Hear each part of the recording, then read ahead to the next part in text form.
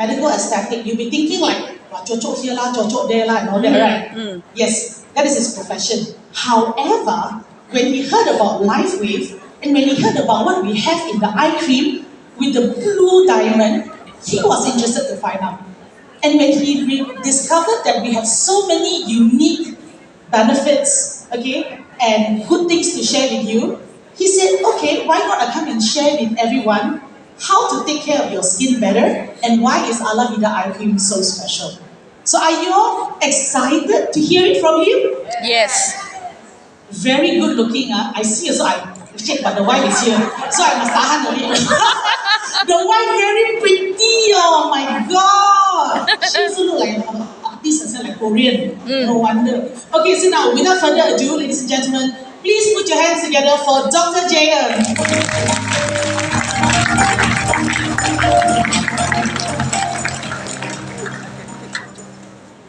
Hi. Hi everyone. Hello. Good afternoon, ladies and gentlemen. Good afternoon. So excited to be here today.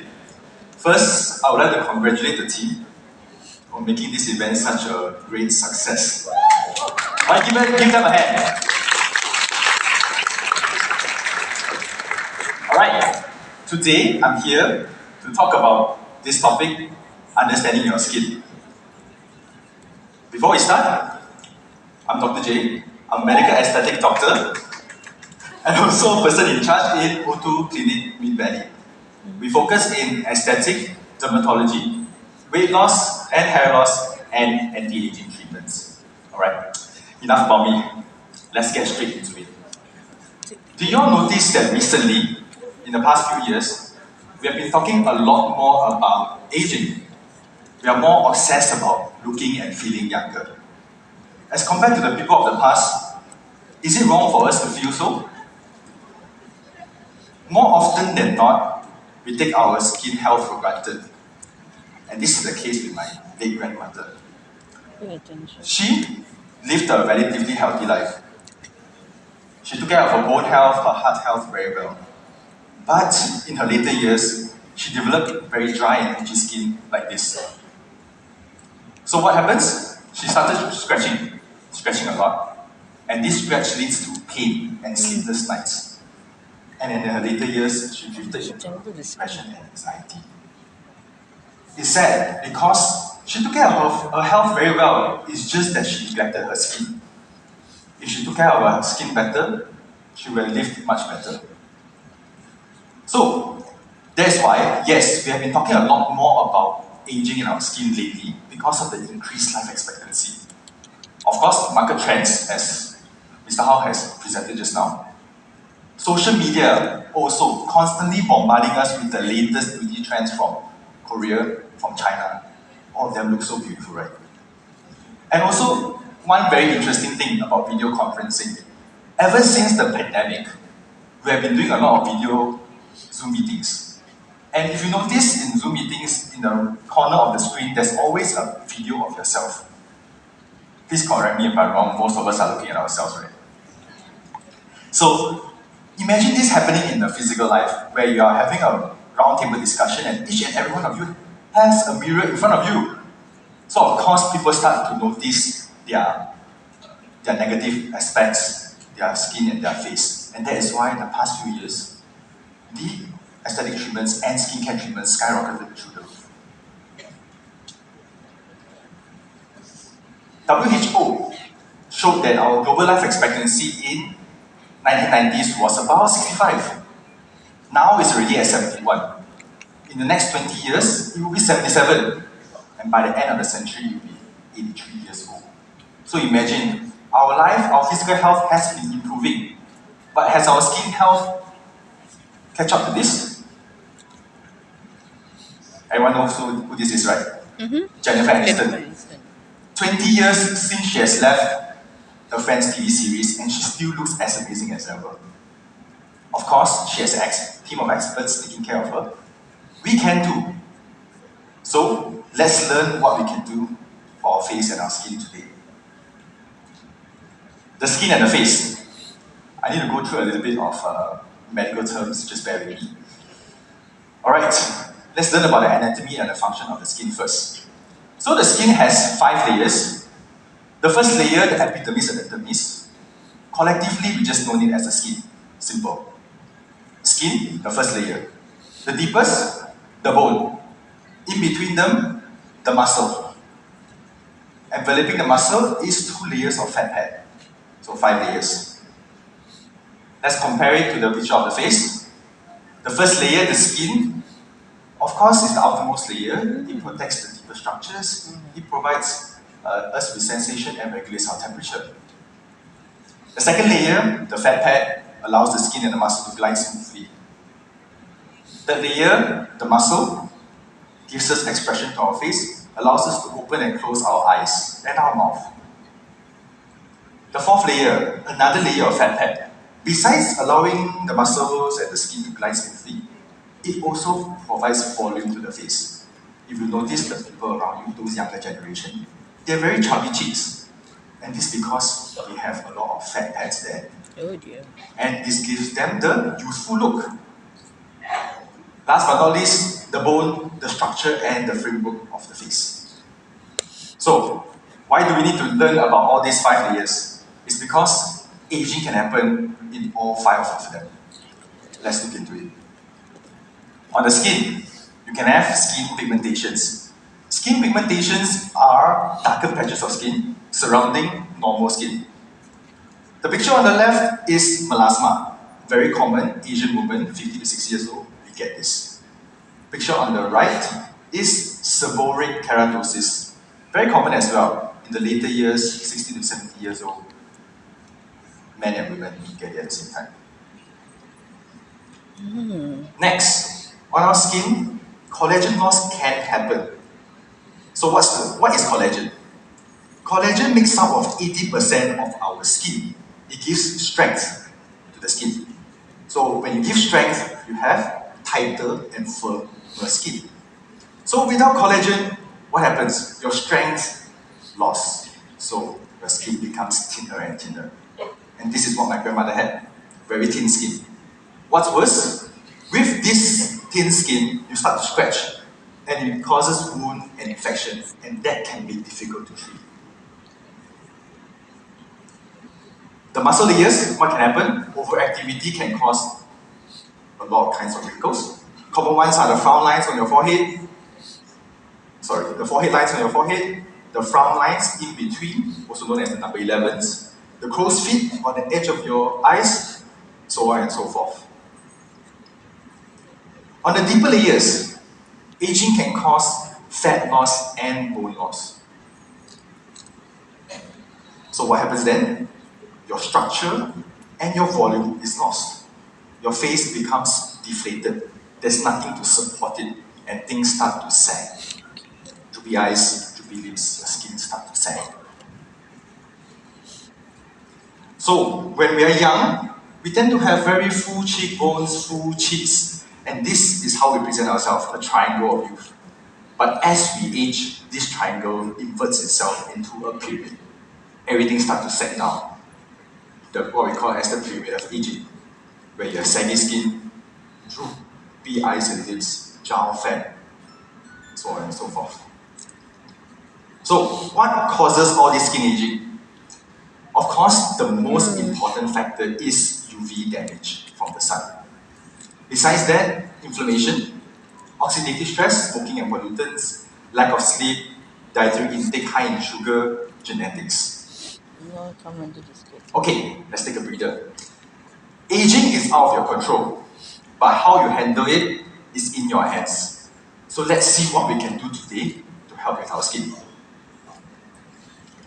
So how do we age gracefully?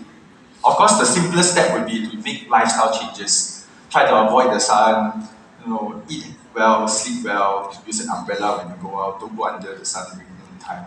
But of course, I understand. It is difficult at this time of age. We are very hectic schedules. We have so many people to meet, so many things to do. That is why there's always skincare. There is treatments to help us out, to complement us. So, a great skincare routine goes a long way. I'll definitely dive into skincare in the next few slides, just bear with me for a while. Aesthetic treatments can be done as well. For the skin, we can do lasers, HIFU, radio frequency. For the muscles, to relax those lines, we can do Botox. And for deflation from fat and bone loss, we can do dermal fillers. Last but not least, we also can do surgeries, plastic surgeries to do facelift and brow lift. A bit invasive.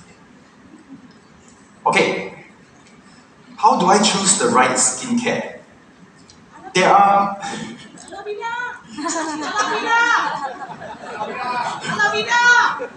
Yes, we will talk a bit about that. Okay, choosing the right skincare can be very difficult, right? There's so many brands and ingredients in the market. Even for cleansers, as simple as cleansers, we have hydrating cleansers, foaming cleansers, acidic cleansers, milk cleansers. What do I choose? Do I need a serum? Do I need a toner? What about moisturizers? What about sunblock? Is these the only steps that I need? Do I need more? Okay, let me simplify for you. Just follow these 3 principles of skincare, you can get away with most of your skincare. Number 1, the right sequence. What I mean by the right sequence is the first step, what do I do? The second step, and the third step. Do I use it in the morning? Do I use it at night? Get that right. Second, the right active ingredients. Active ingredients are ingredients in the skincare products. So for example, antibiotic creams are good for acne patients and also those with infection. It's a great active ingredient. However, if you use it for a person who has pigmentations, it wouldn't help.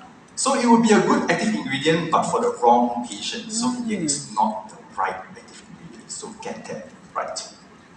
Number 3, the right amount. Do I use 1 pump? 2 pumps? Wow, it's so good. Do I use 3 or 4 pumps? Let's find out how much we actually need to use. First, the correct order of sequence for skincare is 4 steps. Number 1, cleanse. So you have accumulated all the dirt, all the pollutants through your day. We need to clean them all off. So, first step, cleanse. As for age population, I would suggest a milk cleanser because we don't want to remove all the essential oils from the skin. And for those who use sunblock and those who use makeup, please double cleanse. After you have cleansed the skin, it's time to treat those problems that you have. Common problems that we have is we want to brighten our skin and make our skin glow. So, one of the good ingredients that you can use here is vitamin C.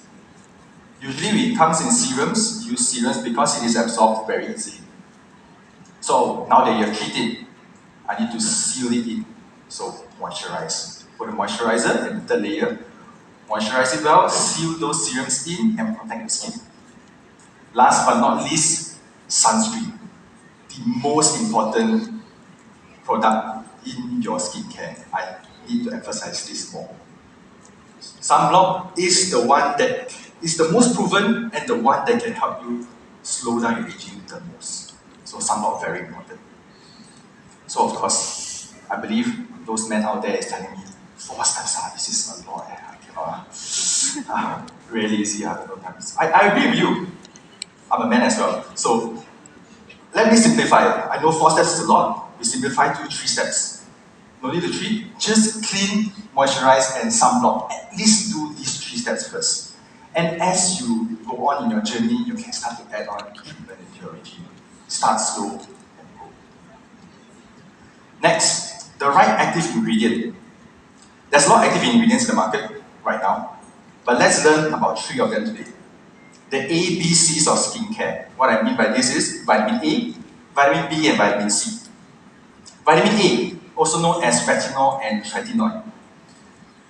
It is a great collagen stimulator, the one for the strength of your skin. It is used to tighten and firm the skin. Very, very good product. However, it can be very irritating. So only use it at night and try not to use high dosage because usually the higher dosage tretinoin is only prescribed by doctors. Vitamin B, niacinamide. This is the more gentle of the 3. It helps to reduce redness and also to repair the skin. Vitamin C, also known as ascorbic acid. This is a great skin brightening agent and enhances our UV protection. So if it enhances UV protection, use it in the morning. Usually right after you cleanse the skin because it's the first layer onto your skin. So you notice that a lot of these great ingredients can be very irritating, right? It can cause irritation, itchiness, redness. So me, as a doctor and also scientist, we always look around, research, find new products that can have low irritation and no side effects. They're suitable for the public. So that's why there's always new ingredients in the market. And one new exciting ingredient, I'll share a little bit, but the next speakers will share a lot more, is copper peptide. Yes, very exciting, right? Very exciting ingredient. So, copper peptide, also known as GHKC. If you look at it from the letters, GHK is the 3 amino acids. These amino acids are important for collagen stimulation. I repeat it again, collagen is great for the strength of the skin, to tighten and firm the skin. Copper is important for it to attach and distribute it nicely across the skin. So, GHKC. The benefits: wound healing, anti-inflammatory, and collagen production. Lastly, the right amount. Of course, most of the products do have a label and tells you how much you need to use, 1 or 2 pumps. But I need to bring your attention to the sunscreen. So a lot of us do not use adequate amount of sunscreens. To choose a sunscreen first, for an age population, I will choose a physical sunscreen with zinc oxide and titanium oxide, and with tint to block out most of the UV. But today I'm here to talk about the 2-finger rule. This is the amount that you need to use. What do I mean by the 2-finger rule? Wow. From the tip of your finger to the base of your finger, 2. This is the amount that you need to use for your entire face and neck. So think to yourself, I believe most of us are not using adequate sunscreen right now. And that is why we are aging much faster. Okay, that's all from me. I hope this is an exciting talk. I'll leave you all with this quote from Aristotle. Beauty is a greater recommendation than any letter of instruction. So let's start caring about our skin today. Thank